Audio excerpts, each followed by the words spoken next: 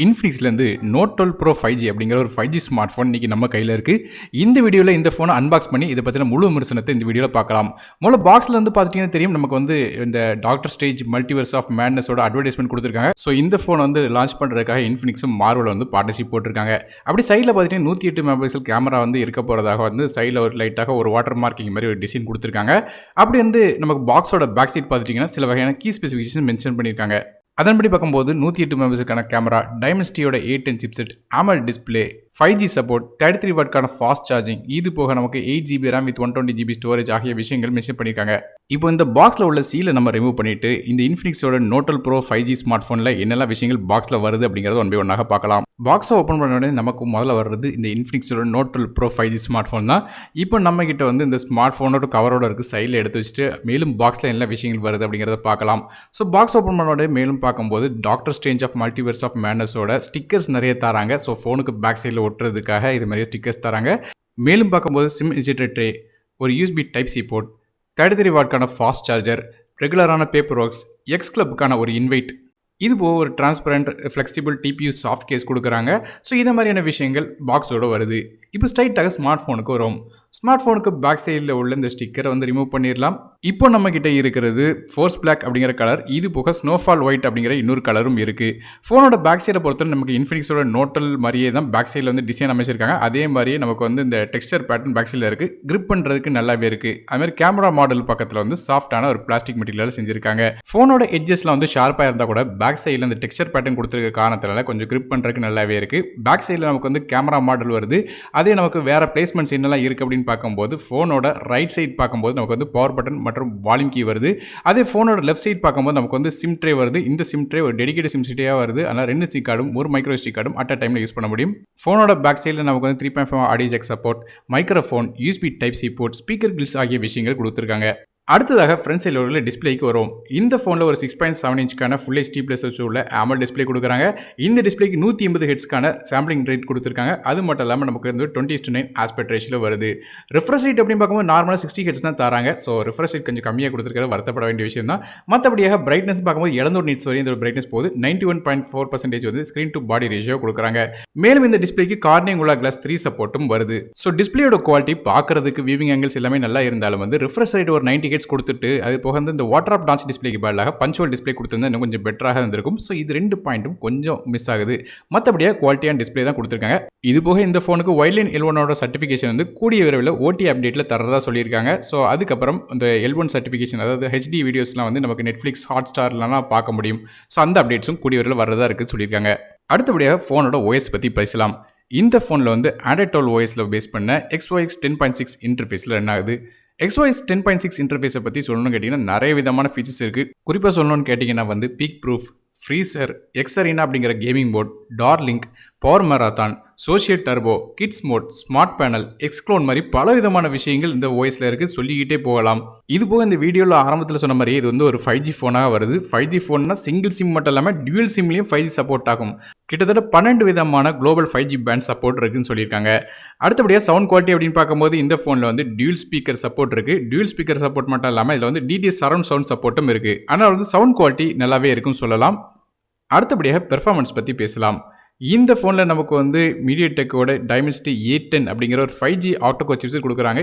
இந்த ப்ராசஸரோட maximum clock speed 2.4 GHz வரையும் போகுது. அது போக மீடியாடெக்கோட ஹைப்பர் இன்ஜின் 2.0 டெக்னாலஜி கொடுத்துருக்காங்க. ஆனால் அது பவர் எஃபிஷியன்சியாக இருக்குன்னு சொல்கிறாங்க. கேமிங் ரொம்ப விளையாண்டாலும் நமக்கு வந்து இந்த பவர் கன்சப்ஷன் கொஞ்சம் கம்மியாக தான் இருக்குன்னு சொல்கிறாங்க.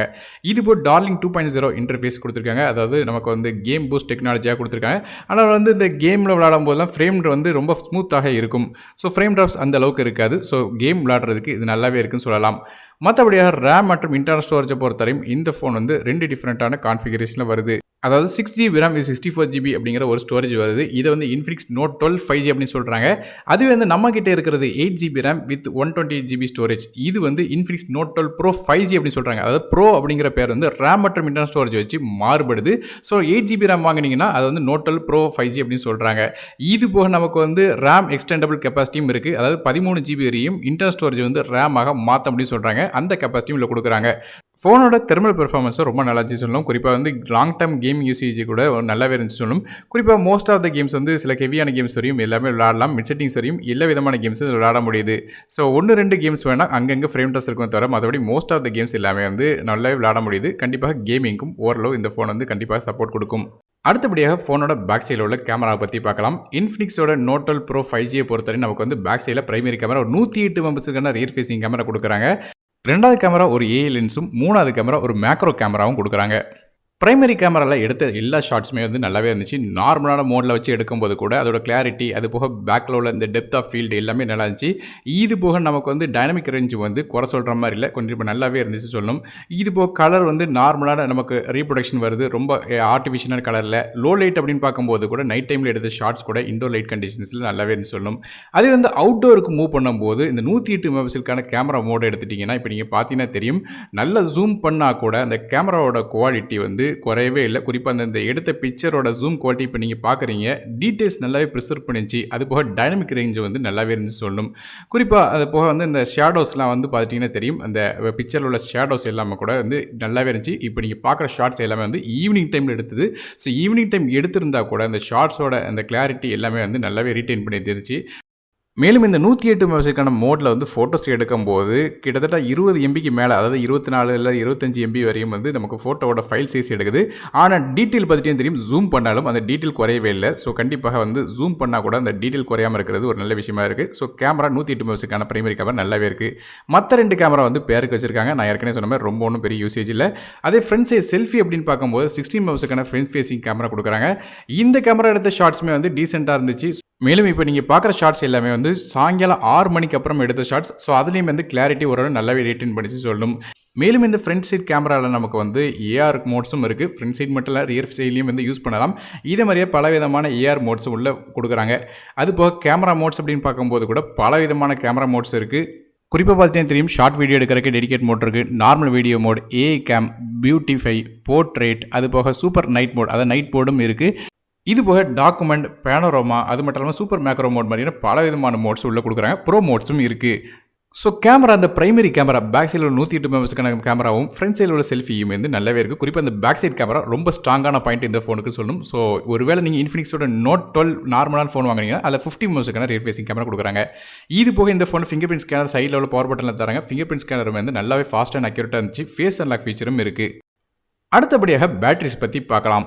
இந்த 2 ஃபோன்லேயும் சரி, இன்ஃபினிக்ஸோட நோட் 12, நோட் 12 ப்ரோ 2லேயுமே வந்து ஒரு 5000 mAh பேட்டரி கொடுக்குறாங்க. இது சார்ஜ் பண்ணுறதுக்கு நமக்கு 33 வாட்க்கான ஃபாஸ்ட் சார்ஜிங் சப்போர்ட் வருது.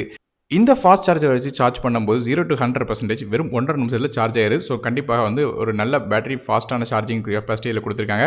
அது மட்டும் இல்லாமல் பேட்டரியோட லைஃப் அப்படின்னு பார்க்கும்போது கூட நமக்கு 60 Hz ரெஃப்ரெஷ் ரேட் இருக்கிற காரணத்தினால ரொம்ப ஒன்றும் பேட்டரியும் இழுக்கலை டிஸ்பிளேல. அதனால் வந்து ஒரு நாளைக்கு மேலே வந்து பேட்டரி லைஃப் வந்து ஆவரேஜான யூசேஜில் ஓடிச்சு. ஹெவியான யூசேஜ்னால் கண்டிப்பாக வந்து உங்களுக்கு நைட் டைம் வரையும் போகும். குறிப்பாக இந்த கேமிங் மாதிரியான விஷயங்கள் யூஸ் பண்ணுறீங்கன்னா ரொம்ப நேரம் வந்து பேட்டரி லைஃப் வந்து கிடச்சிச்சு. கண்டிப்பாக கேமிங் மாதிரியான விஷயங்களுக்கு, அது போக மீடியா கன்சப்ஷனுக்குலாம் இந்த வந்து ஃபோன் வந்து ஒரு நல்லாவே இருக்குன்னு சொல்லி எதிர்பார்க்கலாம். கடைசியாக அந்த ஃபோனோட பாசிட்டிவ் நெகட்டிவ் அப்படின்னு பார்த்தோம்னா, டிஸ்பிளே நல்ல டிஸ்பிளே கொடுத்துருந்தாங்க. இந்த ரெஃப்ரெஷ் ரேட் கொஞ்சம் கொடுத்துருந்தா நல்லாவே இருந்திருக்கும். இது போக இந்த வாட்டர் ட்ராப் நாச் டிஸ்பிளேயாக கொடுத்துருந்தா இன்னும் கொஞ்சம் பெட்டராக இருந்திருக்கும். ப்ராசர், அது போக ரேம் அண்ட் ஸ்டோரேஜ்லாம் நல்லாவே இருக்குன்னு சொல்லணும். கேமராஸை பொறுத்தவரையும் இந்த பிரைமரி கேமரா சூப்பரான கேமரா, 108 மெகாபிக்சலுக்கான கேமரா வந்து நல்லாவே இருந்துச்சு. பிரைமரி கேமரா, அது போக செல்ஃபி கேமராவும் நல்லாவே இருந்துச்சு சொல்லணும். ஆனால் இந்த ஏ கேமரா அல்லது மேக்ரோ கேமராவுக்கு பதிலாக அல்ட்ராவைட் கேமரா கொடுத்துருந்தாலும் இன்னும் கொஞ்சம் பெட்டராக இருந்திருக்கும். ஸோ இந்த பேக் சைடில் உள்ள இந்த 2வது கேமரா, அதுபோக இந்த டிஸ்பிளேயில் இந்த பஞ்சுவல் டிஸ்பிளே மட்டும் தான் வந்து நெகட்டிவாக தவிர மற்ற எல்லாமே இந்த ஃபோனில் பாசிட்டிவாக இருந்துச்சு. கண்டிப்பாக காம்படிட்டிவான ஒரு ப்ரைஸிங்க்கு இன்ஃபினிக்ஸ் இந்த ஃபோனை எடுத்துகிட்டு வராங்க சொல்லி எதிர்பார்க்கப்படுது. ஒரு 20,000 செக்மெண்ட்டுக்கு உள்ள வரும் சொல்லி எதிர்பார்க்கலாம். ஸோ என்ன ப்ரைஸிங் வருது அப்படிங்கிறத வந்து கீழே டிஸ்கிரிப்ஷனில் மென்ஷன் பண்ணுறேன். இந்த வீடியோ ஷூட் பண்ணுற டைமில் எனக்கும் தெரியல. ஸோ ஒரு 20,000 செக்மெண்ட்டுக்கு வந்துச்சுன்னா கண்டிப்பாக இந்த ஃபோன் வந்து ஓரளவு நல்ல ஃபோனாக சொல்லலாம். ஸோ நீங்கள் இந்த ஃபோனை பற்றி நினைக்க அப்படிங்கிறது கீழே காமெண்ட் செக்ஷனில் மென்ஷன் பண்ணுங்கள். வீடியோ பிடிச்சா ஒரு லைக் கொடுத்துருங்க. நான் டெக் உங்களுக்காக மற்ற வீடியோ சந்திக்க வரை நன்றி, வணக்கம்.